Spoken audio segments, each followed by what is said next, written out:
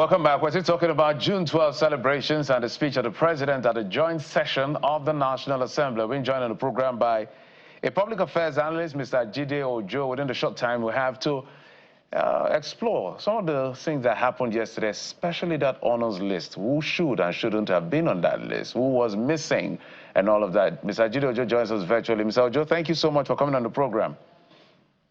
It's my pleasure. Good morning, Geoffrey. I almost mistaken you for an Inewi chief, but it's fine for a moment. But let's go straight to the business of the day. Mr. Dele Momodu had reacted to the effect that when he looks at, because we felt like people like Omoyele Sowore, Dele Momodu, some of the men in the military who a lot of us don't talk about, who stood firm for June 12, and as a result of that, they were kicked out of the military. When you talk about those that were involved in, allegedly involved in Phantom coup and all of that. I was also thinking that Babafemi Ojodu, if he hasn't been awarded yet. So you have a lot of background to this. What do you make of the list?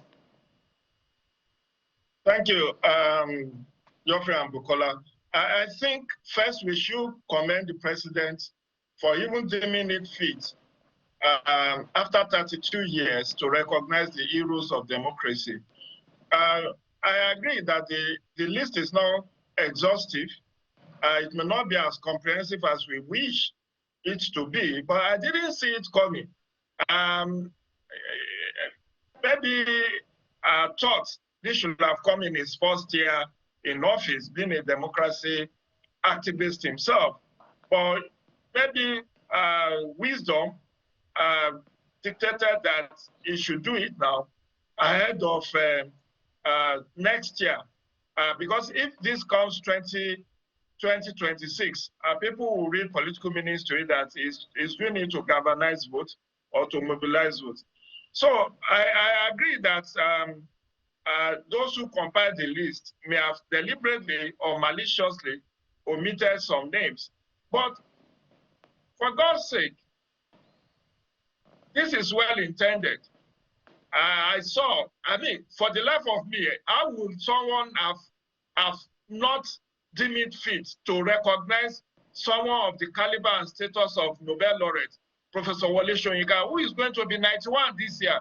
If it's not, it's either 90 or 91. I mean, how could you have understood that?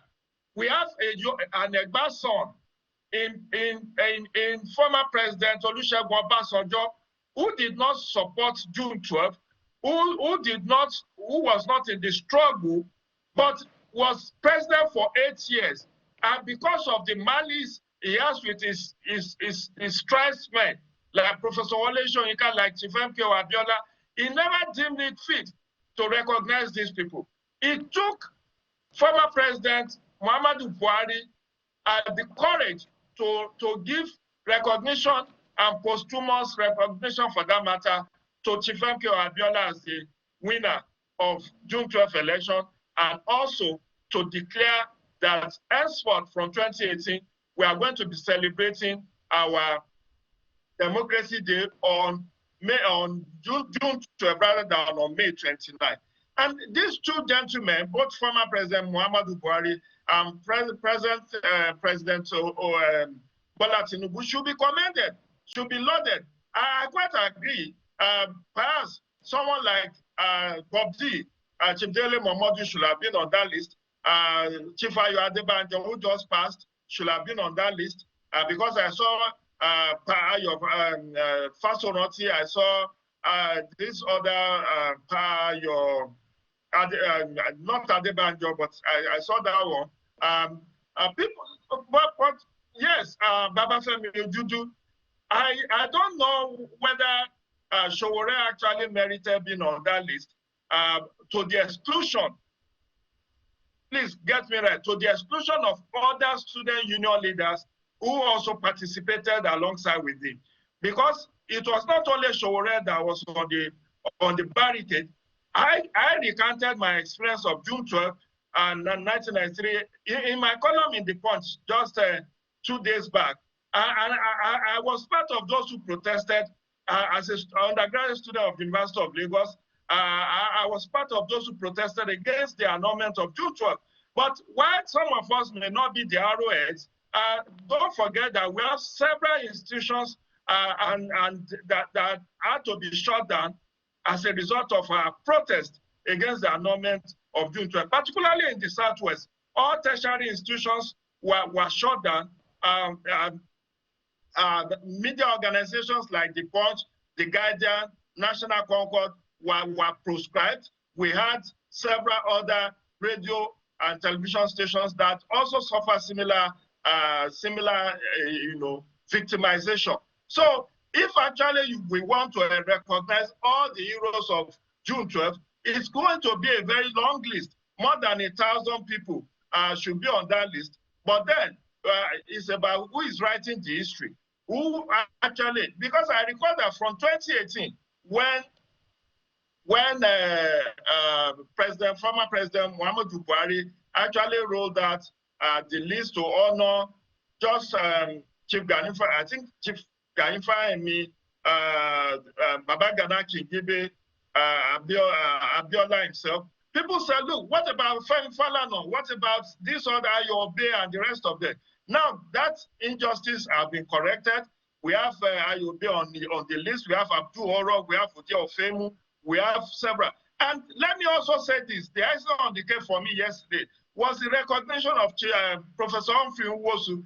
Recall that early this year, Geoffrey and Bukola, early this year, the National Assembly turned down the motion to have a national monument named after Professor Humphrey Nwosu.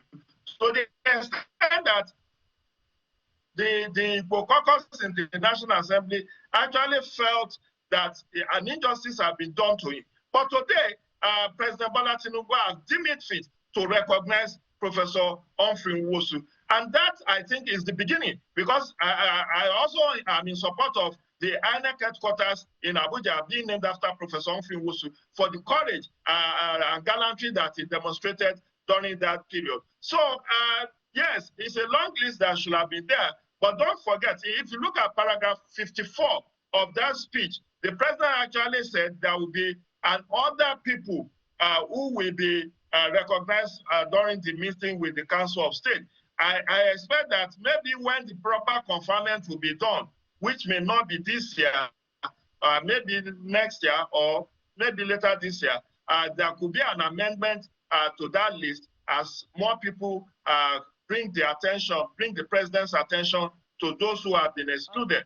But kudos to him. Mr. Ojo, if we consider democracy to be, an approach to governance that accommodates the voice of dissent, then we might ask that how democratic is the honors list, because if you consider that names like, Shehu Sani, if they had not returned to the administration, they might have still been speaking actively against the ruling party. If names like, God rest his soul, Chima Ubani were still alive, they would be actively speaking against, the administration. People still in the trenches like Showore are still actively speaking against the administration. Little wonder that they are not there. So how democratic, what is the value of democracy in that list if these names are not there?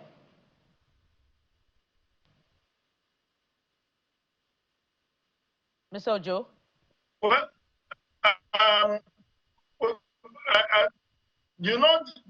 again, that's speculative. That's speculative that if Chima Ubani was to be alive, he will not be recognized. Or if other people made a statement that if that is, we can only know that because he has not been offered. I recall Bamidele Atulu, may God rest his soul. How did he make headlines in his early years? During his youth service, he rejected an award that was offered because I think he had a grasp with the military administration at that time. He rejected, and that was a national embarrassment. We have seen people who will be honored and they will turn down the honor on the ground that, they feel they either don't deserve it or that it's a Greek gift. So we never will be able to say for certain whether if Shehu Sani were to be in opposition, whether it would have been included. And don't forget, it's not President Bola Tinubu that wrote that list. It's his handlers. Perhaps maybe someone in the presidency, maybe someone among the media team that may be saddled with that list to say, please draw a long list of people that should be recognized. And they decide to leave out some people. And perhaps the president do not have a recollection of everyone that should have been on that list. But now that it's generating furore, I believe that something could still be done. There could still be another honors list, maybe later this year. Did you even realize that for many years, President Muhammadu Buhari never even had the national honors and award ceremony for many years of his government? And now Tinubu has decided that this will be an annual event. And let's wait. If not this year, perhaps next year, there will be another list where more people will definitely be recognized. But it is quite speculative to say, oh, if this man has been in opposition, if Shehu Sani has not returned to APC, or if Chima Obani were to be alive and still criticizing government, maybe because the Sojudu is against the president, that's why it's not on the list. The long and short of it is that sometimes you also don't want to, quote and unquote, you don't want to defy or lionize your critics. Yeah, my apologies. I've got time. If you can do this in just 2 minutes.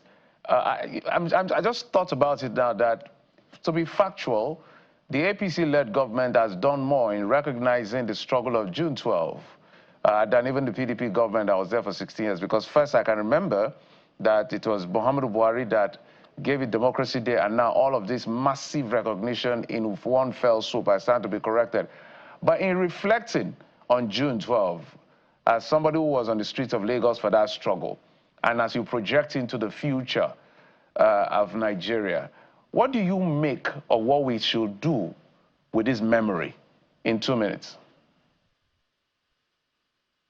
Again, I've articulated that in my column in the Punch, and people can download and read my thoughts on June 12 in my column on June 11, 2025. The bottom line is that let's have credible elections. That's the biggest lesson of June 12. Credible election. Let's shun all this primordial sentiment of religion, divisive tendencies of religion, ethnicity, and tribes. Because that's what come out very strongly. That was the first time we have a Muslim ticket. Abiola was a Muslim, Kingibe was a Muslim, and Kingibe was even of a minority group, the Kanuri. Yesterday, Senator Kashim Shettima, Vice President, alluded to it, that he's from the same community, more or less, with Babagana Kingibe. And Abiola reached out to someone like that, rather than from the core Hausa Fulani group. And yet, Nigeria voted for him in a pan-Nigeria mandate. And that's one big lesson, that in our politics, we should stop looking at ethnicity and religion and trying to balance stuff. This is the second president that have done it. After Abiola is Tinubu that has also brought in the Muslim ticket. Today, Muslims are the one agitating that, oh, they thought this Muslim thing was going to be very beneficial to them in terms of appointments and all of that. But the man just used it as a strategy to win election. But one thing that I also want to say in closing, because of time, is that I listened to the two previous arguments about political party and one-party states. This is also an issue I've weighed in on in my column. I think April 29 in my column, where I said Nigeria is already a de facto one-party state. The president missed the point. He goofed in that his assertion that he never tinkered or ordered INEC to deregister any political party. When we talk about one-party state or two-party state, it doesn't necessarily mean that it's only one or two parties that are in that country. The U.S. system have over 100 political parties, but the dominant parties in U.S. is the Democratic and the Republican Party. In UK, there are about 8 political parties, but the dominant ones are Conservative and the Labour Party. In Ghana, there are about 12 political parties, but the dominant one since 1992 has been the MPP and NDC, who have been alternating power. And briefly in this, between 2015 and 2019, I saw that Nigeria also have a dominant two-party state in PDP and APC. Unfortunately, because of the mass exodus or pilgrimage from other opposition parties to APC, what we now have is a de facto, not a de jure one-party state. Because here we are talking of dominant, one dominant political party. So the president may not have deregistered other political parties. It doesn't mean then that we still don't have a one-party state. What we have is a de facto one-party state. Thank you. We'll continue to keep the conversation in the front burner. Thank you so much, Mr. Ojo, especially for coming at short notice. We'll continue to weigh in and build Nigeria for the better. Jide Ojo is Public Affairs and Political Analyst, joining us virtually from the nation's capital, Abuja. Thank you, sir. It's my pleasure. Enjoy your weekend. Keep safe and stay blessed. All right, we will take a short break and we'll be back. In just a moment, an interesting gentleman who is an engineer, real estate developer, who creates content for anybody who doesn't know anything about building. You will get to know if you follow him on social media. I follow him to learn. And that's what we brought you here on the program. See you on the next one.